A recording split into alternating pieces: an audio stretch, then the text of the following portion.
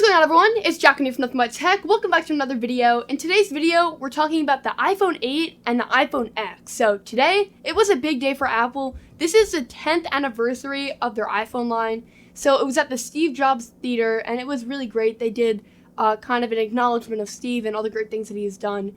And if you love Apple or you hate Apple, you still have to admit that he's one of the most influential people in the tech community, and he's done a lot of great things for the industry, especially the smartphone industry. So in this video, I want to wrap up everything that you need to know about both phones, and then my pick at the end of which one you're going to want to buy. And spoiler, it's the iPhone X, but let's dive right in. Okay, so I want to start out this video by saying that the iPhone X is superior to the iPhone 8 in every single way. So the iPhone 8, you can think of it as like the cheaper iPhone this year. When it was announced, they said, and here's our new flagship, and I saw it and I was like, how is this thing ever going to compete to the Note 8? But they later said, oh, and we have one more thing. And then they launched the iPhone X. So the iPhone X is superior to the iPhone 8 in every single way. But the iPhone 8 is a cheaper option. So the first thing that you should know is the price. So the iPhone 8 starts out at $699 for the iPhone 8 regular 4.7-inch model. And then $799 for the iPhone 8 Plus, which is a 5.5-inch model. So that's what you should know. I obviously still prefer the Plus for the added features, but let's talk about those features. Okay, the second thing that you should know is that the camera got a few upgrades, but nothing major. So the camera is still a dual system setup on the iPhone 8 Plus, and that means that you get a wider lens and then a telephoto lens, and the wider lens is an f1.8 aperture, and the telephoto lens is an f2.8 aperture. And the telephoto lens still does not have optical image stabilization, although the wider lens does. So when you're taking video with the closer lens, the videos are not going to be as stable as, let's say, the Note 8. And then in terms of other stuff, there's a new mode added to the iPhone 8 and to the iPhone X, and that's called Portrait Lighting Mode. And basically this mode will let you swipe through a bunch of different options to try to get different lighting setups. So you can get like a studio lighting, an outdoor lighting, a stage lighting. You can adjust it while you're taking the photo and then after, so you can try to simulate the way lights actually look. So if you've ever taken a professional photo, Apple was saying, it will try to simulate that same kind of lighting and try to add some contouring and some contrast, and it looked pretty good on stage. It's still in its beta mode. I'm not sure how actual beneficial this will be. I kind of thought the same thing about portrait mode, and then that turned out to be one of my favorite features. So I think that if we give this some time, it will turn into a really useful feature. Right now, though, seeing the examples, I wasn't really that sold, and those examples are the best of the best, so I can only imagine what the less good examples are going to be, like what we actually take in the real world. But I'm excited to see it because I know that Apple normally does photos really, really well. You also get 4K at 60 FPS, which is kind of insane because most cameras, like professional cameras, don't pack that. And then you get 1080p at 240 frames per second. So for anyone that's really into slow-mo video, this is huge. You now get that really, really high frame rate, but you don't really lose that much quality. 1080p is still pretty good. So I'm really excited to test it out and put it against other flagships and then just against past generations of phones. But the video and the photo experience should be awesome. Not a huge upgrade over last year, but low light photos and just like the general photos overall are going to be better. There's not anything major here, but I think it's still good. And then this kind of leads into my third thing, which is augmented reality. So AR is the future, and Apple knows that, and they've been working really hard on their AR kit. And the cameras really, really help with augmented reality. So this is one of the things that the iPhone X also has. But augmented reality, if you don't know, just to give you like the quick definition, is when you add different elements to your actual scene. So virtual reality is when you're taken into a completely different element.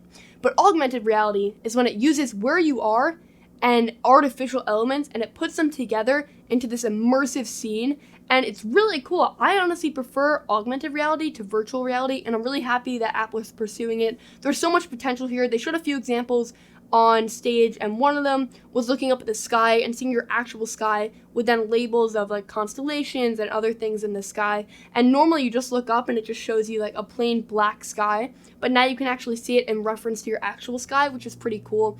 They also showed the MLB at-bat game, holding that up at a game, and then being able to see descriptions of players and stuff, which is pretty insane.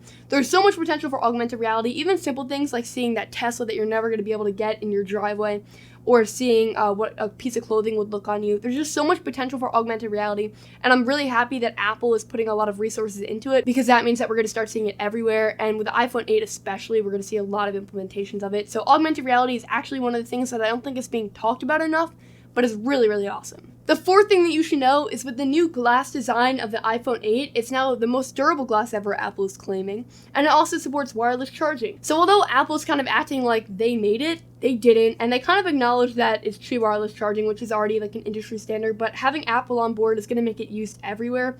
So wireless charging is really cool. I'm excited to see it on the latest phone. They also showed off this new wireless charging pad, which will charge your AirPods with the new case, so more money for Apple.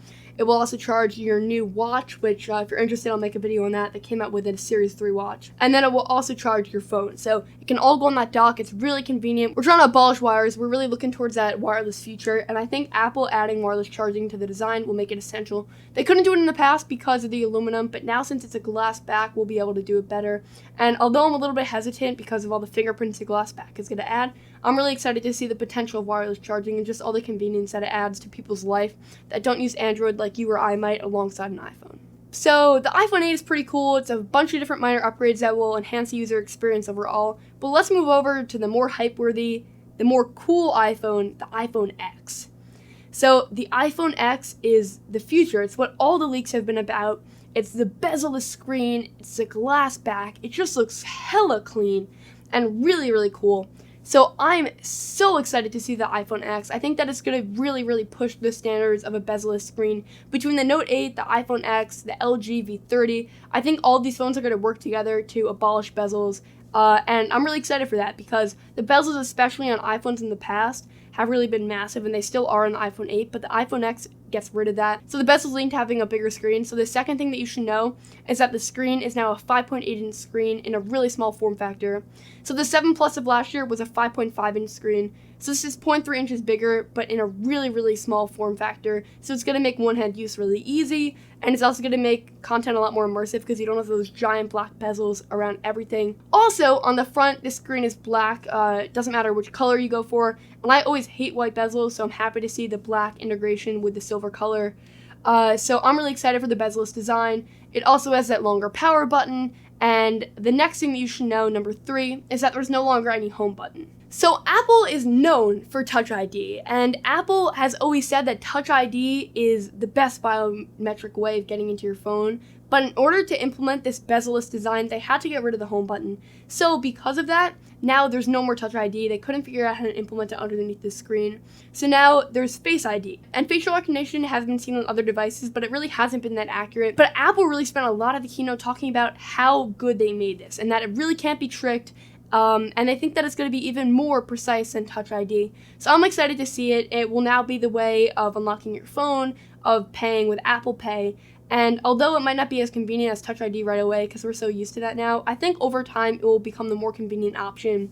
And Apple really stressed the fact that even if you change like your physical appearance, like you get a haircut or you grow a beard or you have glasses, it will still be able to identify you because it looks at your face once and then it memorizes it. So if it works as good as Apple is saying, I think that we'll have a really, really cool feature on our hands. Just going back to that screen for a second though, you should know that it's an OLED screen with a really high resolution, 2536 by 1152. So it's a lot higher resolution than the past iPhones, and I think it's gonna be really crisp. It's a Super Retina display.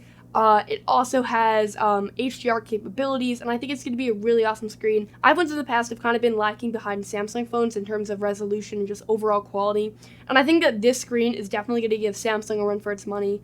The iPhone screen, at least on the presentations, looks really cool, and I think that it's going to be one of the best selling points of this phone. So, talking a little bit about how the phone actually works with iOS 11 and the overall interface, the thing that you should know is that, as I already said, there's no home button, so now when you want to unlock it, you just swipe up, and when you want to get out of an app or go to multitasking, you swipe up. When you want to interact with Siri, because we do that all the time, of course, you just want to hold down the power button.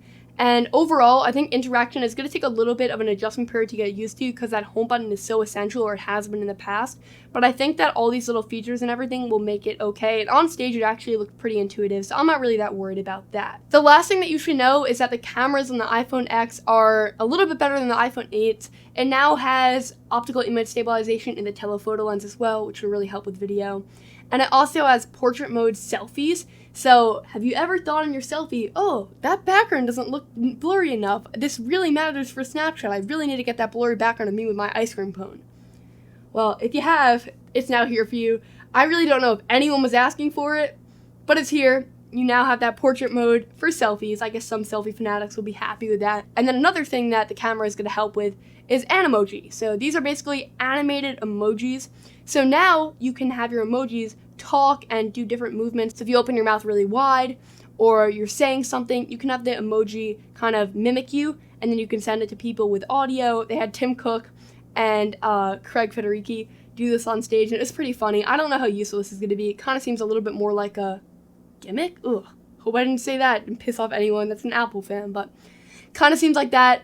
Overall, this whole event has had me really hyped for iPhones. I haven't been this excited about an iPhone in a long time, and I'm so excited to bring coverage on it. I'm really also excited for the new Apple TV in 4K, for the new Apple Watch, and I think that if you're in the market for a new iPhone, which I know a lot of you guys are, you're going to want to get the iPhone X if you have the money for it. The iPhone X is going to start at $999, and it's going to be available for pre-order on October 27th and to get it on November 3rd. So you definitely have a little bit more time to wait than you do with the iPhone 8, which can be purchased on September 15th. But I still think that it's worth the wait and it's worth the extra cash. I don't know anyone who's going to want the iPhone 8 over the iPhone X unless it's really a money issue. And I think that the iPhone X, its price is not too hard to swallow if you go on their iPhone upgrade plan. You're only paying like $46 a month to get the phone, and that's for 24 months. And I honestly think that that's kind of worth it for everything that you're getting with this phone, or at least it is compared to the iPhone 8. So if you're in the market for a new iPhone, that would be my choice. But be sure to subscribe because I'm going to have an iPhone 8 review, an Apple Watch review, an iPhone X review, of course, and a bunch of camera comparisons and stuff. So you're going to want to subscribe to see that. You should check out my other content here, and then you should subscribe, as I already said, right here. And I'll catch you guys all later. Thank you guys all so much for watching. Bye.